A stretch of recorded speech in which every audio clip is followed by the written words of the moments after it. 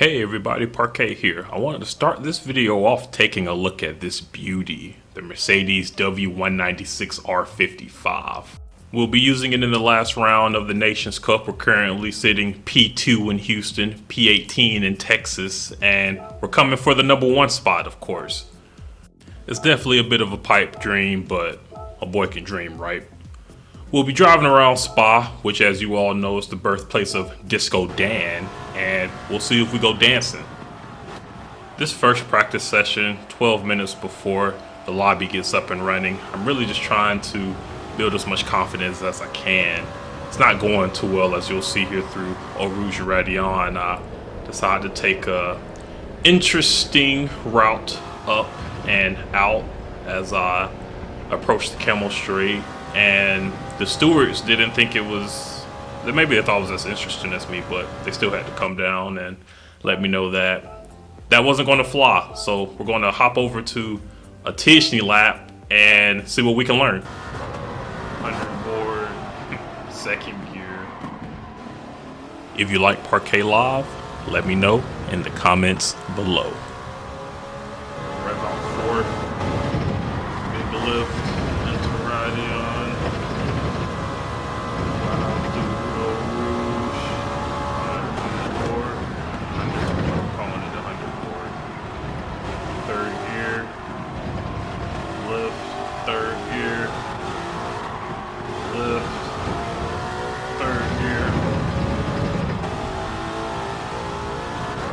Brake zone, 50% braking, off by the second Fowler, power by third, 60% third,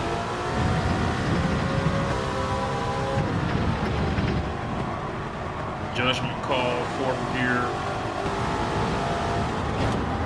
big lift, fourth gear.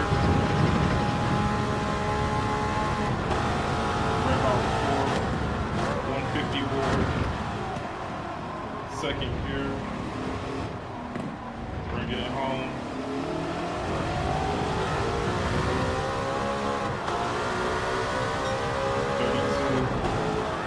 Now I got the keys and I'm ready. I know I need a slight lift there through Eau Rouge Radion, keep it in fourth gear. Foot to the floor, going down the Camel Strip.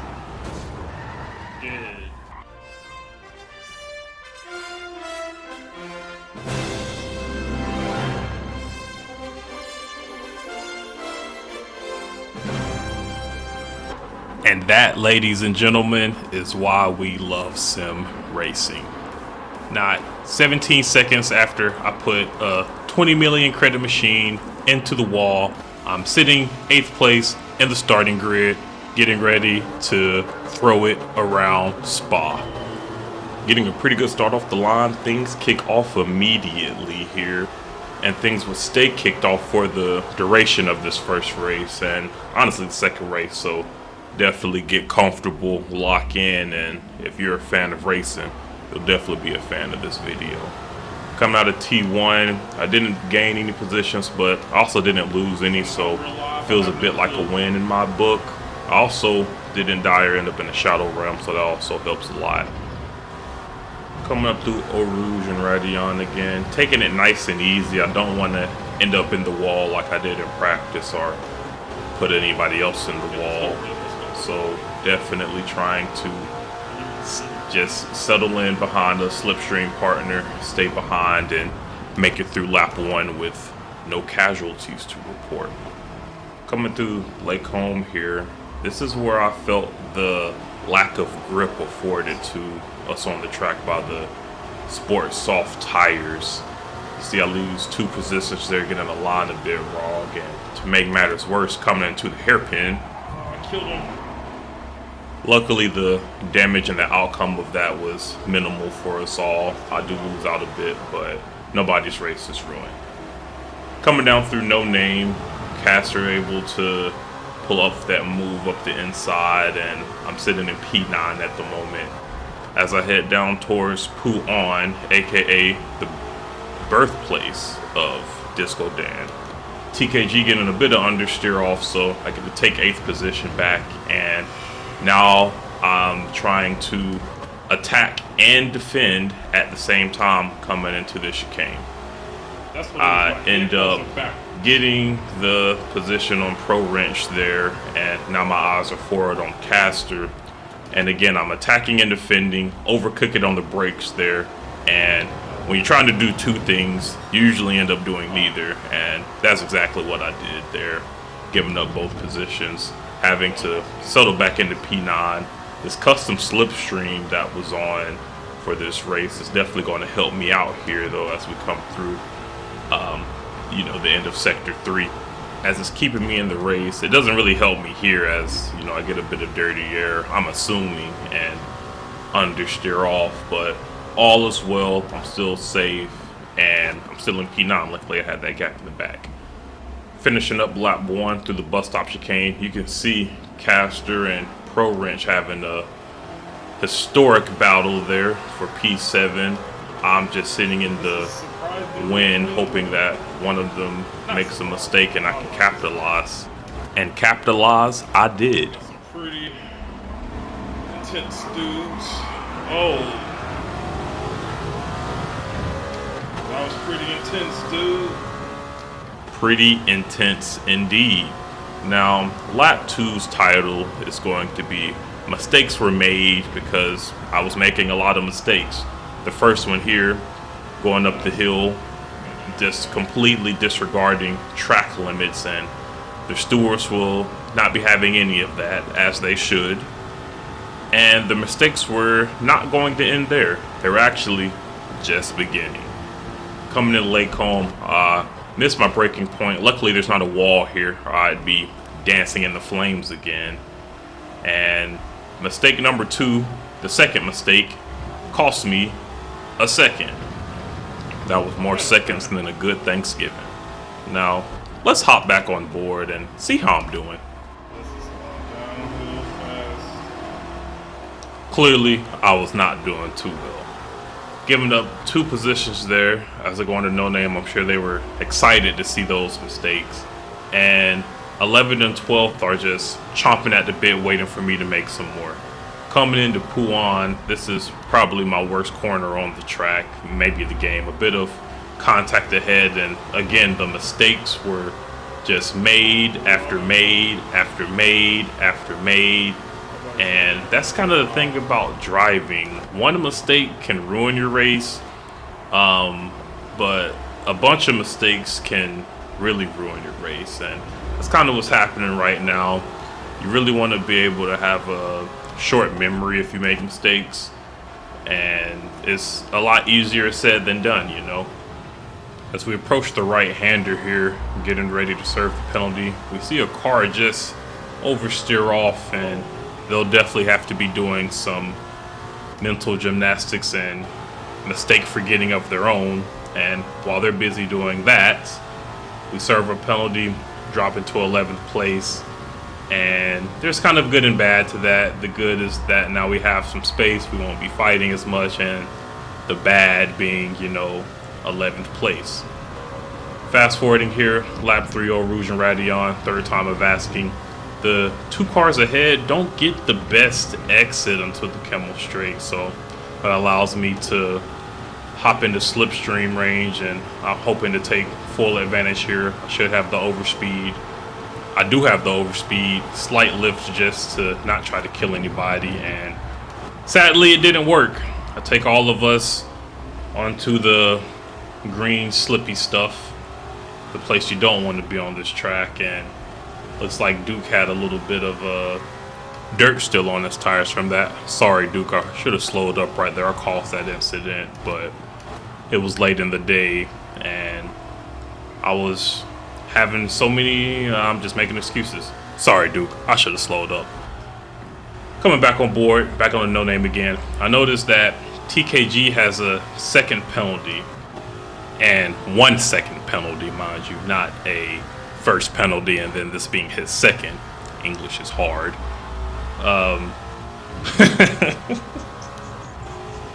Have y'all ever heard the joke about English being the hardest language to learn if you didn't learn it as a kid? And the joke goes, there's a bass on the bass drum. It's a band joke. That's how I feel right now with all of these penalties everywhere, because the penalties are so long. We're getting half-second penalties, second penalties, but the second penalties be my second penalty sometime. It's just yeesh.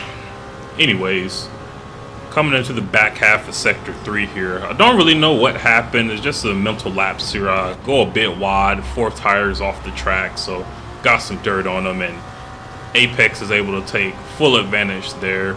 And not only do I lose a position, but I also gain myself another half of a second penalty, which kind of sucks, of course, but again, mistakes are made. You gotta stay mentally strong and keep driving. Coming into the hairpin here, I have about a 4-second gap on Caster, about a 4/10 gap, excuse me, on Caster. Man, Apex is about 8/10 ahead right now. This is kind of perfect in terms of the slipstream range for me. I know that I'll be able to catch up to Apex. He gets a bit of a weak exit coming onto the straight, and as we fast forward down this thing, the gap slowly but surely melts to ultimately a 2/10 gap, which I can work with. Now, I know going for an overtake would be pretty pointless because I'll have to give the position back. So the plan again is just to stay close, settle in. We've had a lot of drama over the first 4 laps, so hoping that these next 6 can go off without a hitch. I see a bit of space coming through. I'm trying to, you can see, I'm putting the car in kind of these awkward positions because just muscle memory is telling me, you know, to take the space, but also trying to get away from Caster. It's its own set of worms. It's only got 4? And again, Puan just giving me as many issues as I can handle. Understeering off. I make the same mistake twice, which is another thing you don't want to do when you're racing. And I find myself again back in 11th with a half a second penalty to still be served. Jumping ahead a bit to lap 5, 5th business, understeering off, and I'm able to take advantage there, coming back into 10th place. And I'm actually going to go a bit quicker through the rest of this race because it doesn't get as interesting as it was at the beginning, honestly. A lot of the overtakes happen off track, and it's really just a matter of me being able to shake a lot of the previous mistakes off from earlier on in my race, and I was actually able to put pretty clean performance from here on out. I take 7th place here. I take 6th place here. He's all the way off in Narnia, sadly. I'll take that, thank you very much. 5th place comes about at this cut here. He understeered wide. 4th place P4 was obtained there on lap 9, and that was where we were going to finish up for round 1. Bring it home, like I said, this nice little P4, 5 seconds to the car behind, 239s, 238s, 237s. All of those were good enough. Let's hop into race 2 and see how that played out. So, sitting here in the lobby before race 2, we see there's 86 points on the board. We're fighting for rings and all those nice type of things right down here in GT2 Group B, or not Group B, but Division B. There's some people that are fighting for like 300 points a race. Can y'all believe that? It's crazy, right? Qualifying went exactly how I needed it to. The last lap I understeer off there, pick myself up a nice half-second penalty, invalidating the lap, and that would be good enough to start me on a nice P15.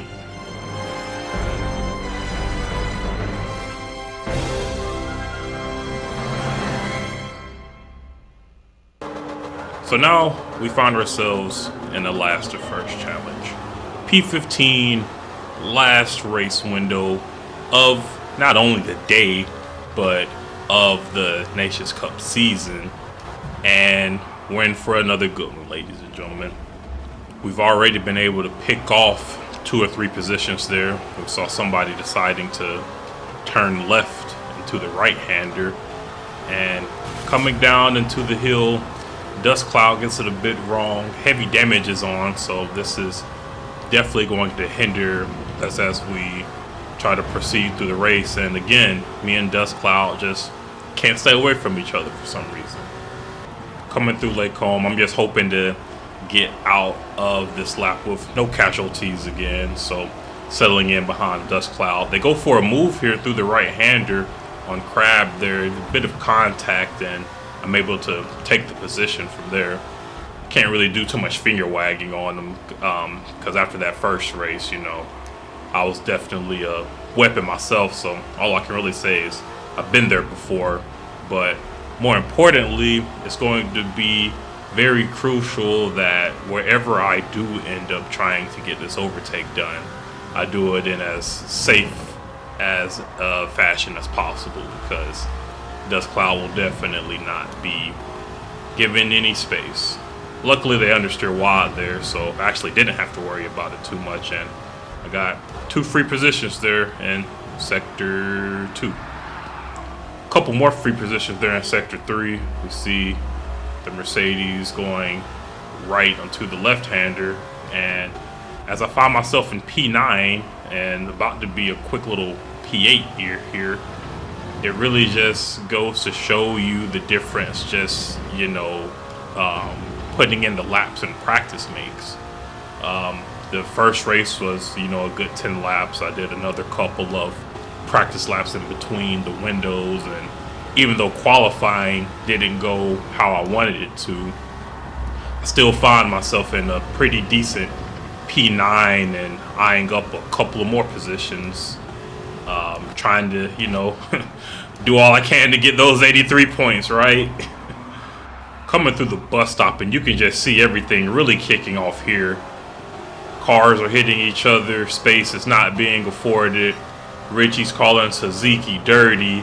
It's just a complete war zone out there. And again, being able to keep your nose clean is probably one of the most valuable skills you could have in racing. I know one of the, you know, famous racers say to finish first you must finish, and right now if we were to finish right now, I'd finish 6th, but plus 9 positions in 1 lap, like, it's pretty crazy, right?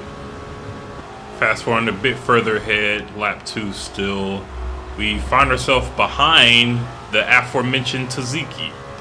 So hopefully nothing doesn't pop off on our end as we approach Puan.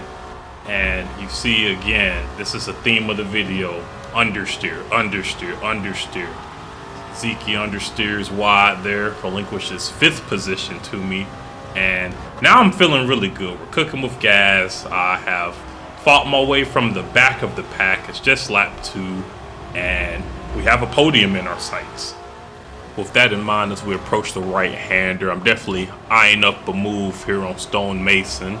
They do a great job defending it on the inside, and this is a good example of racing. You know, we're not killing each other, we're leaving each other space, so that's always good to see in these lobbies, is able to keep it stuck on the inside there. But luckily somebody's serving a penalty and we take that position, so 4th place is on the books.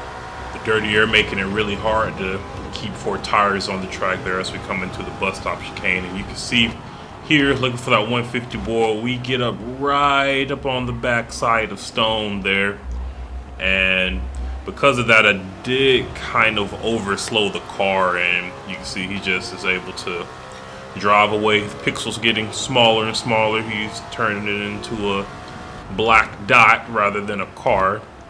You can see here coming out of turn 1, I don't do it the best. I don't get the best line coming out of it, and by the time we're headed down the hill, he is 9 tenths ahead. which is really good news for him because you can see here by the end of the straight, he's still 9/10 ahead, which means the custom slipstream was not in my favor. Gets it a bit squirrely coming out of the chicane there though, so all of that hard work, just disappeared on him, and I'm eyeing up another move up the inside, and instead of being almost on the podium, I've achieved third place is here, and now hopefully we can just drive away and end the video. Fast forwarding here a bit to lap 10, and well, won't you believe it? We got some consistent lap times in, no drama, no crashes, and we're actually coming close to the end of the video. We were able to hold on to the third place, thankfully, and that's going to be very, very helpful in our quest for P1. And there it is, the end of the Nations Cup Exhibition 2 2024. We did it. It's over, done and dusted. All rounds are complete. All we have to do is, with a little bit of time travel magic again, fast forward to the next day where we can see how we did, see where we ended up.